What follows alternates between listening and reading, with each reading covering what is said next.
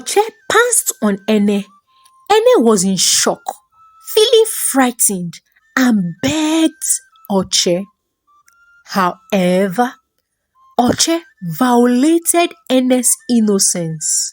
When Ojima, Ene's mother, opened the door, she was shocked to see Ihotu, her granddaughter, crying without Ene in sight.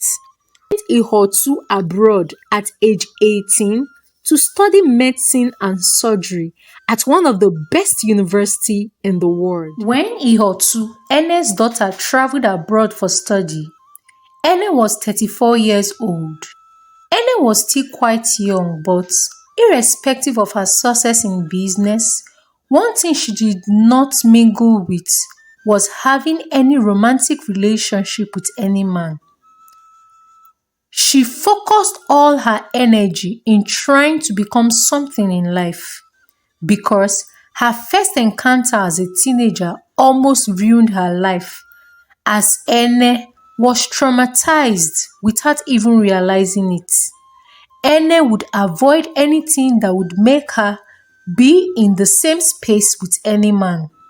The only person Ene was close to was Oche, a lady she met in the city who happened to be from the same village with Ene. Ene built a deep connection with Oche, though Oche was happily married.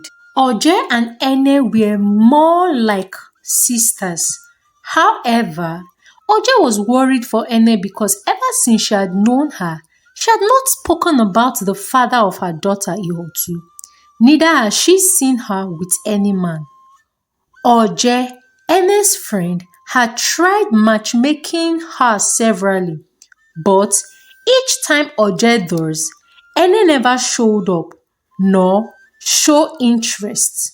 What made it easier for Ene was the fact that she was rich and could afford anything she wanted. Meanwhile, Oche, the man who had raped Ene in the village while she was a teenager and ran away, moved on with his life. Ever since the incident, he went to the university and became an engineer, a renowned engineer at that. Everything was very well with Oche, and he lived in the city. Oche Engineering Company was awarded several contracts by the government. Oche had married Ele, the lady he met in church.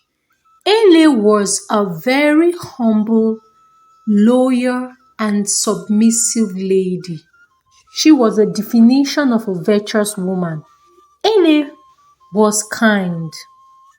When Oche married Ele, he was surprised to find out on their wedding night that Ele was a virgin.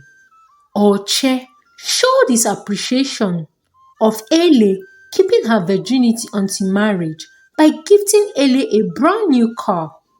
Ele was excited and thanked Oche, her beloved husband, for his kind gesture. However, 5 years down the line, Ele, Oche's wife, was yet to conceive, nor even have a miscarriage. At first, the couple were not worried, but after a while, they took it upon themselves to seek for better medical help. After all, Oche was very rich and could afford to pay any price that would take them to have a child.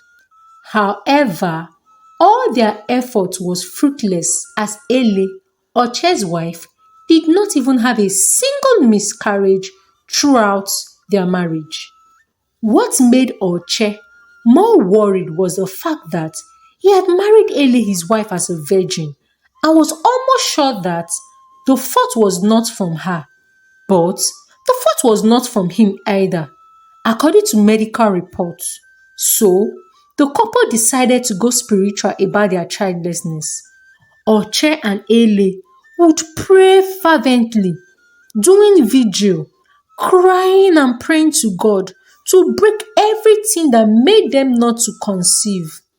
Oche and Ele were consistent with their prayers for a whole 1 year, and there was nothing to show for it. So, Oche decided to take it further. Oche would donate huge sum of money to the motherless baby home and the orphanages, as Oche believed that would make God answer their prayers and open the womb of Ele, his wife. After 10 years of trying to conceive, Oche and Ele lost hope of ever getting pregnant as all of their efforts failed woefully. Meanwhile, Ihotu, Ene's daughter, returned back to Nigeria after her study abroad. Ihotu was now a medical doctor. Ene was the happiest, seeing Ihotu fulfill her long-time dream as a teenager. Ene was so proud of Ihotu, just like every mother would. Ihotu was a young medical doctor at age 23. However, Ihotu fell in love with Ape. They were both young and loved themselves deeply. But Ape had planned to propose to Ihotu, but before he did, he needed to show Ihotu to his parents for approval. Ihotu was excited to meet with her future in-laws. Ape's parents welcomed Ihotu so well.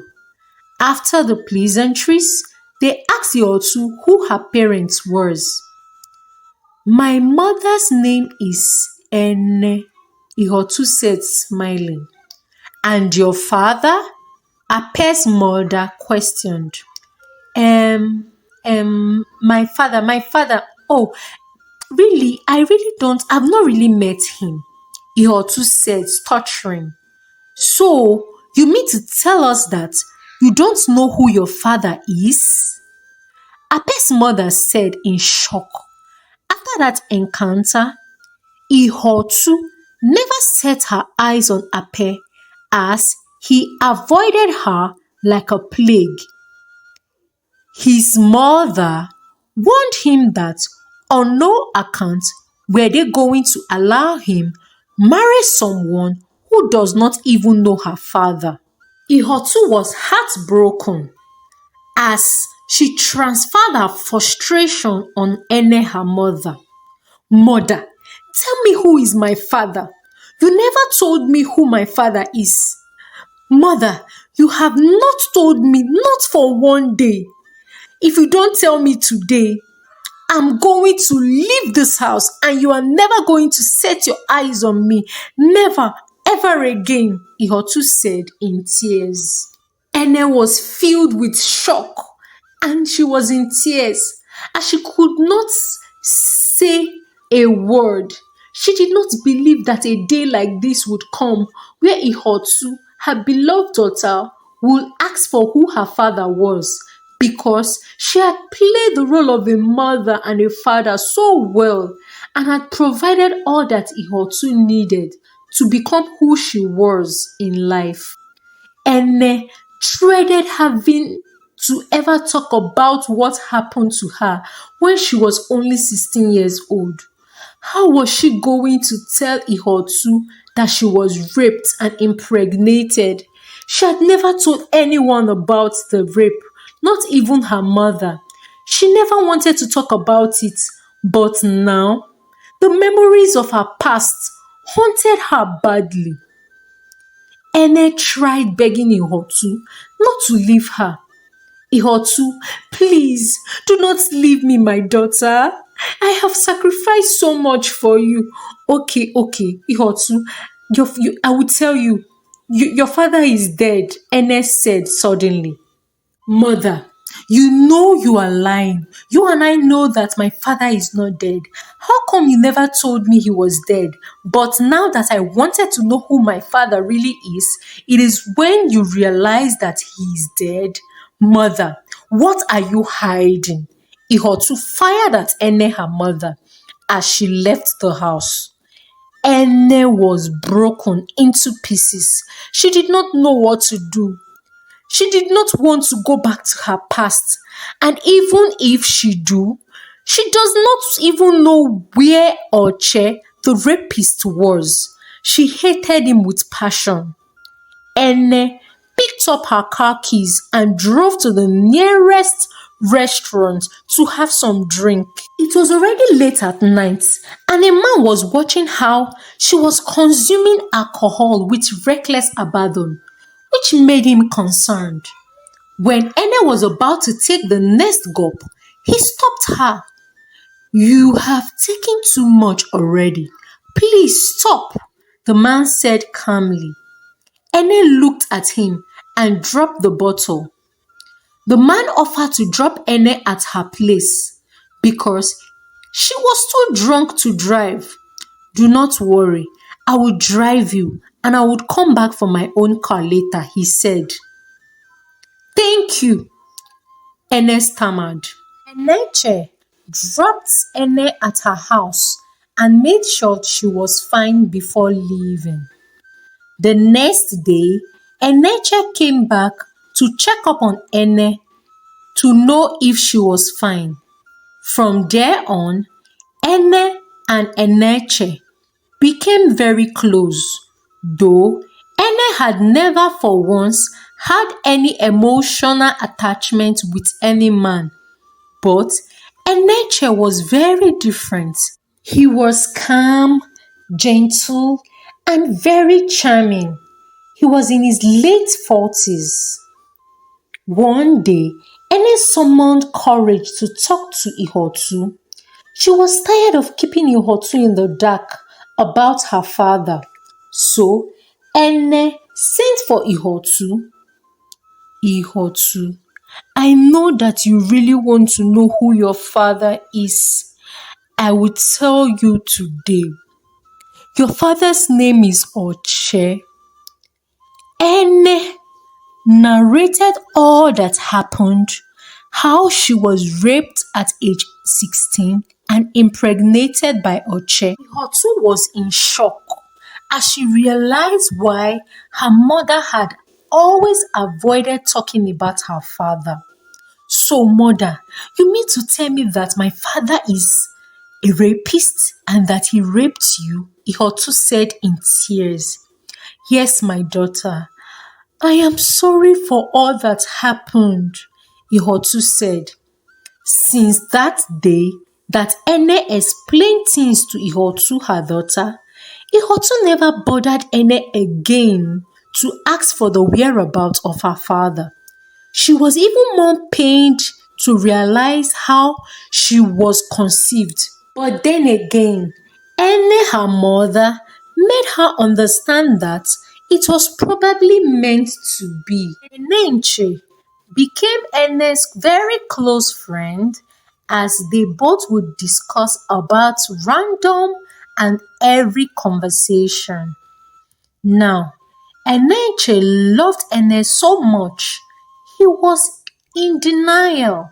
He did not want to fall in love again because of the numerous heartbreaks he had encountered in the past. But now, Enenche was sure that Ene was the woman for him. So, he proposed to Ene. At first, Ene refused. She was too scared of getting into a relationship, not to talk of marriage. But as she had already fallen in love with Enenche, and she did not want to lose such a kind gentleman who loved her unconditionally, even with the fact that she had a grown-up daughter. So, Ene agreed to marry him. Ene got married to Enenche in a grand style as Ihotu, Ene's daughter, was her chief bridesmaid. It was the happiest day in Ene's life, looking at her daughter and her husband by her side. Meanwhile, Oche decided that since his wife Eli did not bet any child for him after trying to conceive for so many years, that he was going to look for Ene and beg her for her forgiveness and see if there was any way he could gain access to his child. When Oche got to the village, he went to Ene's parents' house. However, he did not find Ene nor any member of her family. He searched and searched all over the village, hoping to find Ene, but he was informed that Ene and her family no longer live in the village but in the city. Oche had to begin another round of search in the city. The more he searched for Ene or anyone who could lead him to her, the more it seemed impossible to find her whereabouts. So he decided to look for other measure to search for Ene. And because Oche was very rich, he paid private investigators to investigate and search for Ene. Eventually, he got information on where Ene was living, but unfortunately for him, he could not gain access into Ene's house because the estate she lived in had tight security who scrutinized every visitor who wanted to see any occupants. So, Oche had to re-strategize and look for a way to get through to Ene. So, Oche would stand close to the estate gate to see if Ene would pass. He continued like that for one whole week until one day he sighted Ene as she drove close to the estate gates.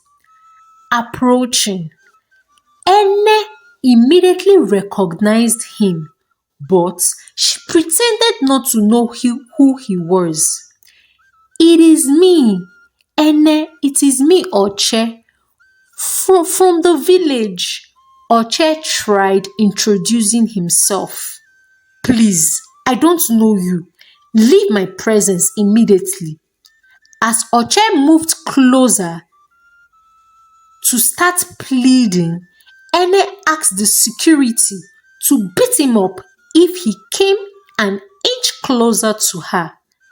Oche persisted for a whole week until one day Ene and her husband Enenche were talking and strolling round the street. Oche, on sighting them, ran after them and approached them. Oche immediately started begging Ene for forgiveness.